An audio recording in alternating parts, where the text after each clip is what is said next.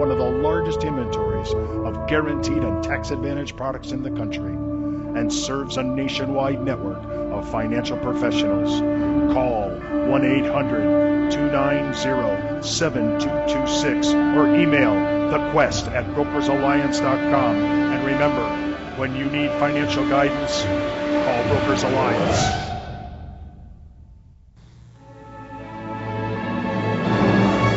Well, welcome back to the Quest for Financial Freedom. I'm your host, Steve Savant, and of course with me today, my guest on the Quest, Eric Palmer, one of the top annuity experts in the United States. You can email Eric via me through our email address at thequest@brokersalliance.com, or pick up the phone and just call us toll-free, 1-800-290-7226. That's 1-800-290-7226.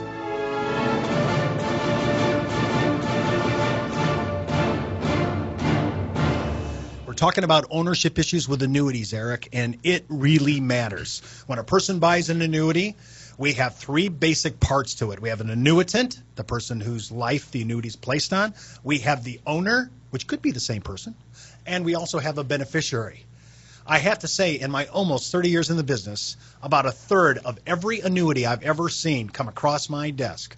And then listen, if you say, Steve, I'd like to see I wish I could have my annuity examined, we'll send it to Eric and let his team look at it, and we'll tell you what you think.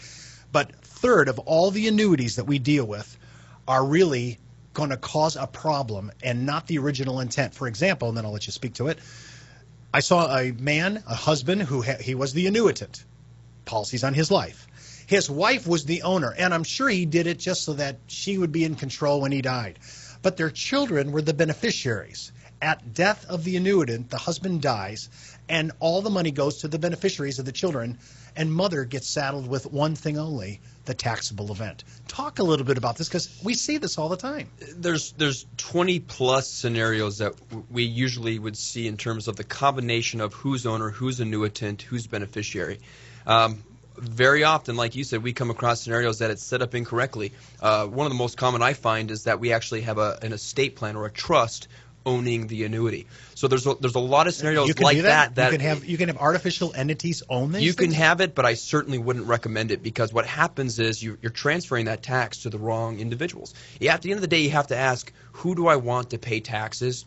Well, I don't want to pay any taxes. Well, that's the obvious answer, but someone's got to pay taxes, and who's it going to be? Mm-hmm. And that's what we have to identify. So most often we find that the most common scenario that works well is the owner and the annuitant are actually the same person. And what will that do then if that happens? Tell me the chain reaction of that ownership. The chain reaction is going to be based on who dies. And that's really what we're talking about here, is what happens when the owner or the annuitant dies while this annuity is in, say, deferred status. Okay, what about the annuitant first? Let's start with the annuitant. Well, at the death of an annuitant, the triggered event here is going to be to pay out the account value to the beneficiary. So the owner is typically, like we said, if it's different than the annuitant, strapped with the taxes.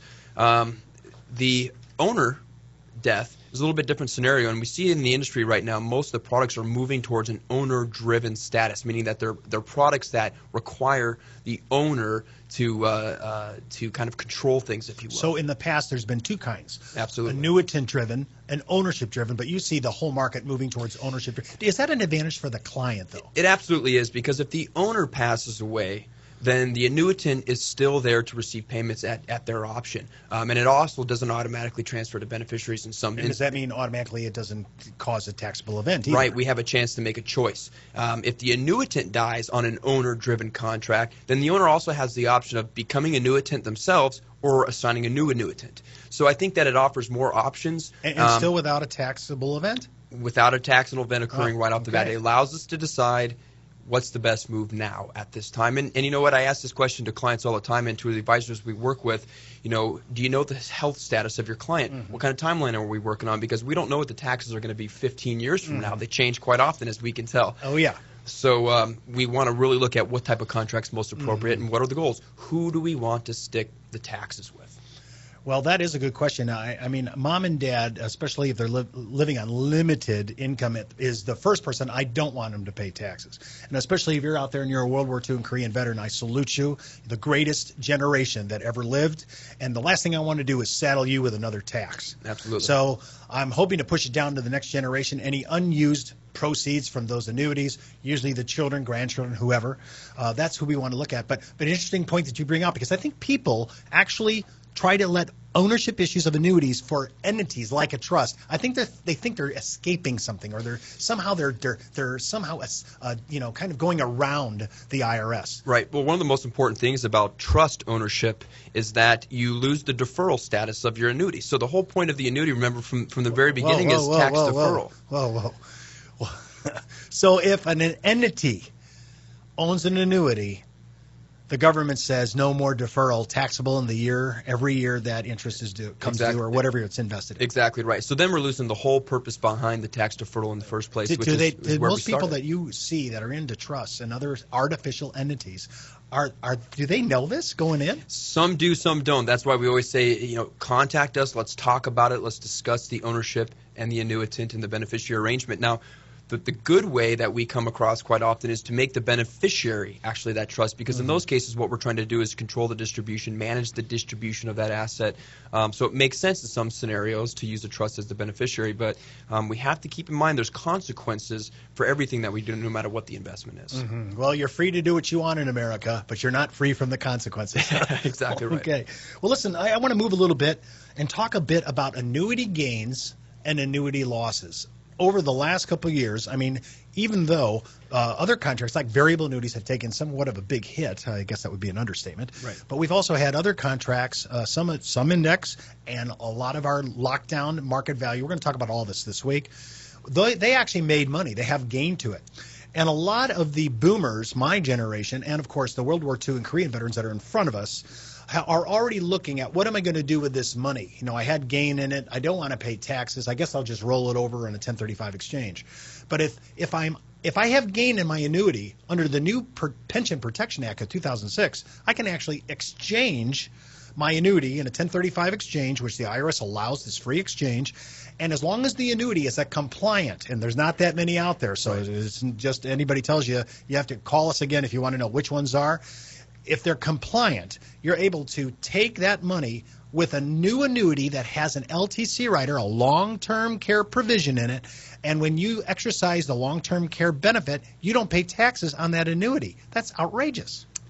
The biggest thing we have been focusing on last year and this year especially is going to be that Pension Protection Act. A lot of times we find that less than 10, 15, or 15% of all annuities actually are taken in a stream of income. Most often we find that people are passing away with them or using them for emergency money in the event that they trigger a long-term care type event. So these new annuity products in the Pension Protection Act, it really gives us the opportunity to take that distribution despite the gain on a tax-free basis, and that's probably the most significant thing that you can identify and see if it works for you right now. Now what happens though, let's just say, I'm thinking most people will probably tap that and not pay taxes on that gain. But for people who say, man, I never am going to, if they don't ever use it, it's still treated just like an annuity, right? No harm, no foul here.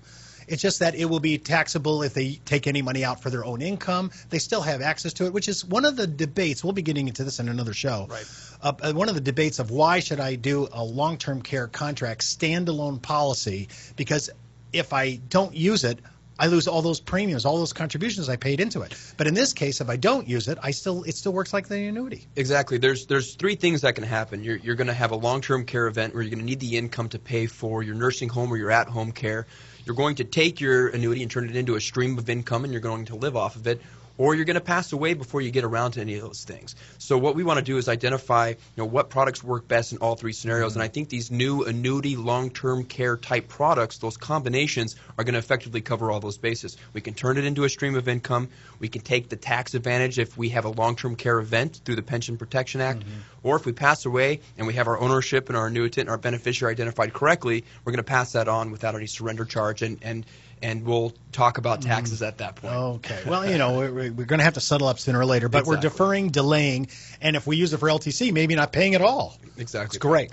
Now, one little side note on that. If you did use it for long-term care, whatever residual is left, that's going to reduce your basis. So whatever your children or beneficiary, they're going to wind up paying it. Not mom and dad, because you can put that on a joint ownership, right? Exactly. And that'll help some of that, mitigate that for that generation. The next generation, though, probably going to be exposed to a little bit more tax on that. But we say, again, let's try to keep the taxable event for the people who are needing long-term care the best, and that's our generation that we've been talking about. And like you said, there's very few products out there. There's actually enough to count on one hand. So you've really got to check what state are you in, who are we dealing with, what's the age of the client, and take it from there. We're talking about losses as well, variable losses. Some people have thought about surrendering their variable annuity because there is some substantial authority for taking a write-off, an ordinary income write-off, not a capital gain, but an ordinary income write-off. And again, we just always recommend that you talk to your tax consultant to make sure that they're saluting the flag on this issue. But the reason I bring that up is because I want to be careful.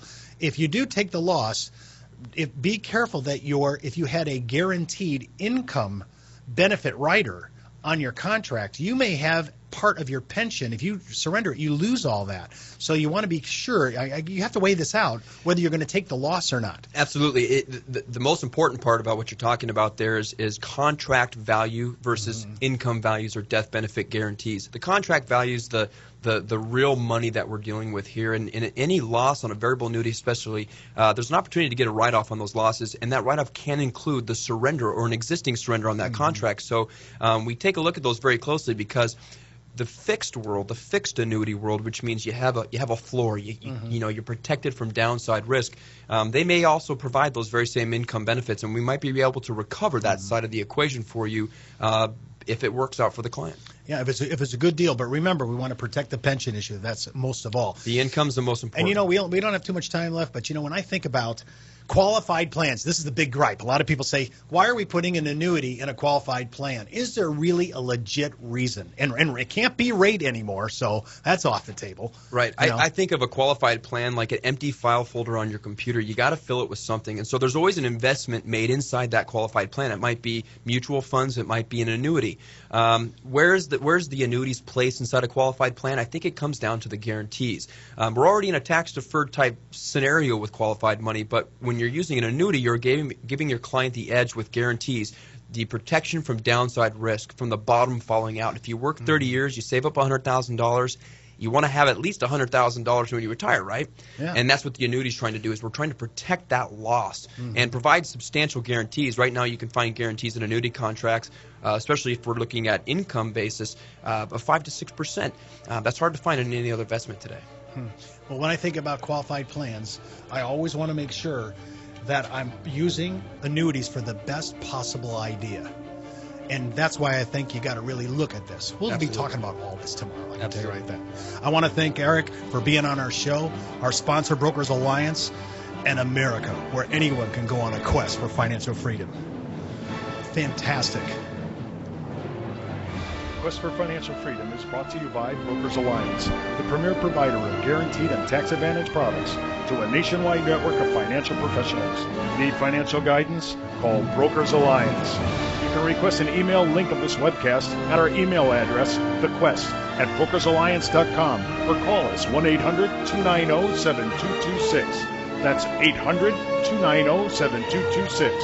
And join Steve Savant next time on the Quest for Financial Freedom.